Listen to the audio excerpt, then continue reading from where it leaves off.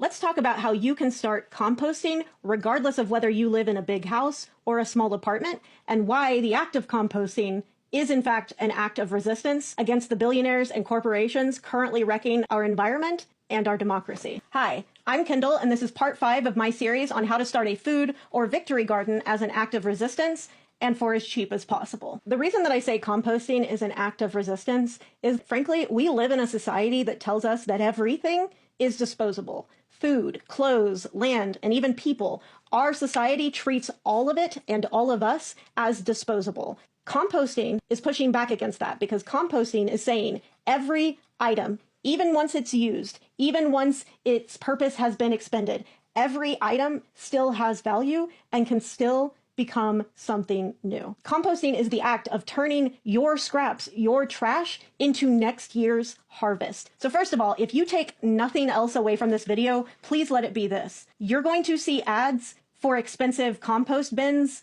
You might even see them here on TikTok Shop. Don't waste your money. You do not need an expensive or fancy compost bin to get started with composting. All you need is just a random plastic bucket or container. I recommend that you just go to your local thrift store. They always have random plastic totes for sale, and drill holes in the lid. That's it. Congratulations, you have just made your own compost bin. So let's talk about what we're going to put in our compost bin. To start composting, you need equal amounts of greens and browns. Greens are items that are rich in nitrogen, including kitchen scraps, grass clippings, green garden waste, coffee grounds, eggshells, and even shrimp shells. Browns, on the other hand, are items that are rich in carbon. This includes dried leaves, twigs, cardboard and paper scraps, sawdust, and straw. There are several items that you should never include in your compost, including any product that is from an animal other than eggshells and shrimp shells. So any dairy or meat, breads, any paper or cardboard that has been treated to make it glossy, so like the mailers that you'll get in your junk mail, for example. And finally, any plant or grass clipping that has been either infected with the disease or treated with either an herbicide or a pesticide. Once you've collected the items that you do want to compost,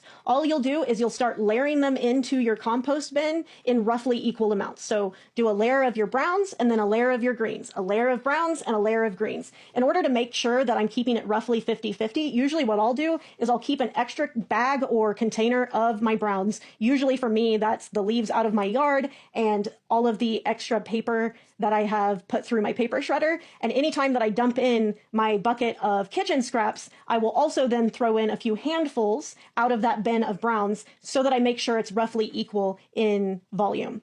Once you've put them all into the compost bin, you want to add a little bit of water. The items in your compost bin should feel about as damp as a wrung out sponge. So you don't want them soaking wet, but you also don't want them to be bone dry. Then the holes that you've drilled in the lid of your compost bin will allow there to be some airflow, which is also important for it to break down. About once a week, you will need to turn over or stir that compost. The reason for that is especially your green items, as they start to break down, they will heat up. And so turning that compost once a week helps make sure that you are distributing that heat and making sure both that it's equally breaking down everything in the bin and also making sure that the heat doesn't build up so much that it spontaneously combusts. If you keep that up, you should end up with usable compost within 8 to 12 weeks after you last added green items to the bin. You can also speed up the process when you first start your compost bin. If you just throw a handful or two of existing soil or compost from your garden, that soil or that compost will have helpful bacteria in it already, and it'll help all of those scraps begin to develop that same helpful bacteria that is involved in